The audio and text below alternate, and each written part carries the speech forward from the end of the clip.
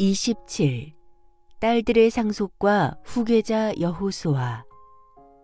슬로브핫의 딸들은 들어라. 아들이 없는 너희 집안은 아들 대신 유업을 잇고 그것을 나누어 가져라. 슬로브핫의 딸들이 자신들의 몫을 요구하다. 27장 1절에서 11절. 하나님의 명령대로 제2차 인구조사를 무사히 잘 마쳤군. 제2차 인구조사의 목적은 가나안 정복전쟁을 위한 군대의 재편성과 더불어 가나안 땅을 차지한 이후에 그 땅을 이스라엘 12지파에게 분배하기 위한 근거를 마련하는 데 있었다.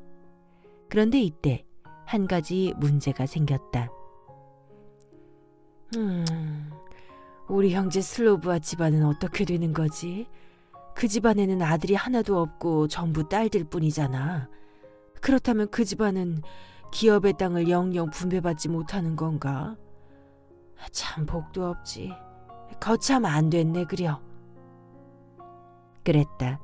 므낫세 지파에 소속된 슬로브핫이란 사람에게는 아들이 하나도 없었다.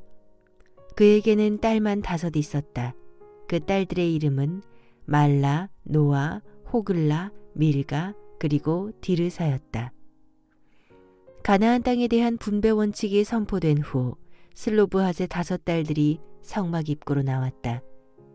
그런 뒤 모세와 대제사장 엘르아살과 이스라엘 각 지파의 지도자들과 거기 모여있는 사람들을 향하여 호소했다. 여러분들, 저희 사정을 좀 들어보십시오. 저희 아버지 슬로브핫은 광야 유랑도 중에 세상을 떠났습니다.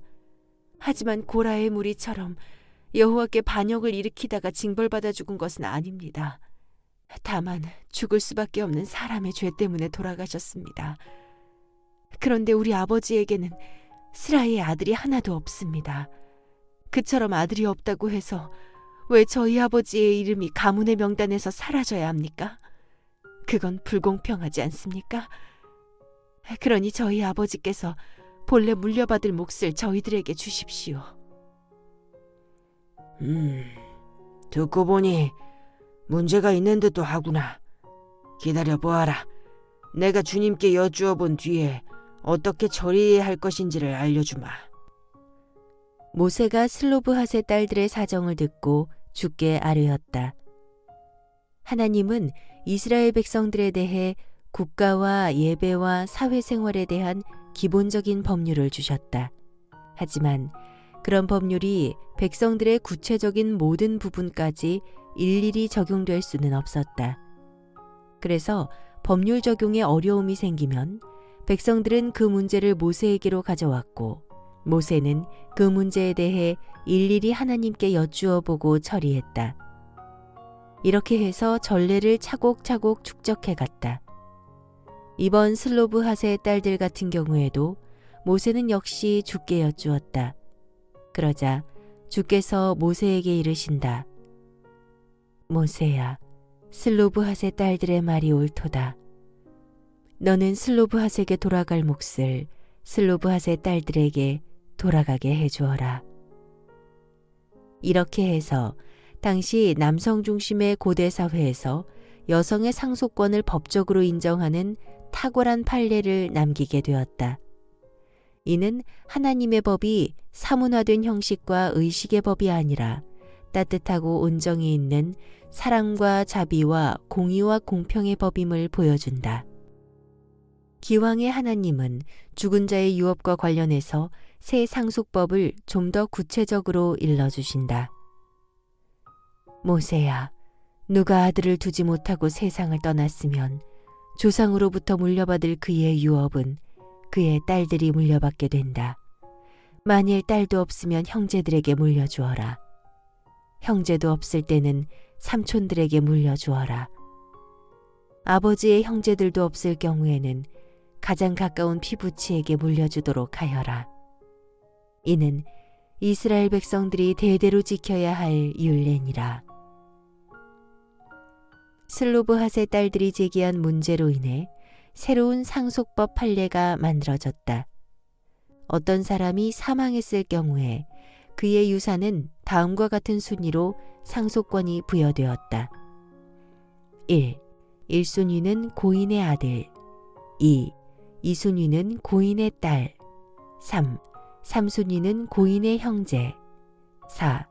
4순위는 고인의 아버지의 형제들. 5. 5순위는 언급된 순위 외에 고인과 가까운 친족순. 여호수아가 모세의 후계자로 세움받다. 27장 12절에서 23절. 어느 날 주께서 모세를 성막으로 부르신 뒤 그에게 말씀하신다. 모세야, 너는 이제 아비림 산으로 올라가라. 거기서 내가 너희 이스라엘 백성들에게 준 가나안 땅을 바라보아라. 그 땅을 보고 난 뒤에는 네 형 아론이 그랬던 것처럼 너도 내 조상들에게 돌아가야 하리라.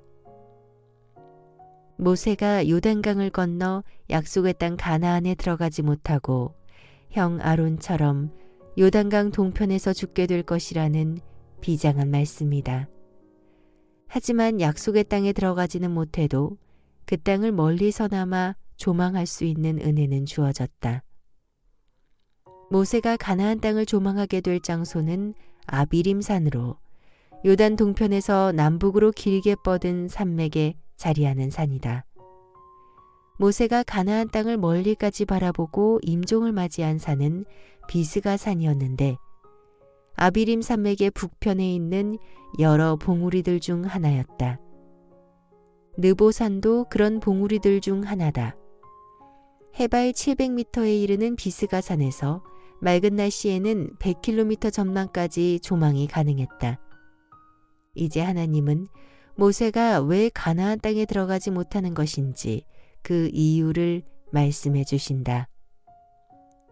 모세야, 네가 가나안 땅에 들어가지 못하는 까닭은 신광야에서 이스라엘 무리가 물 때문에 소란을 피울 때 네가 그들이 보는 앞에서 나의 거룩함을 나타내 보였어야 했건만 그렇게 하지 않았기 때문이니라.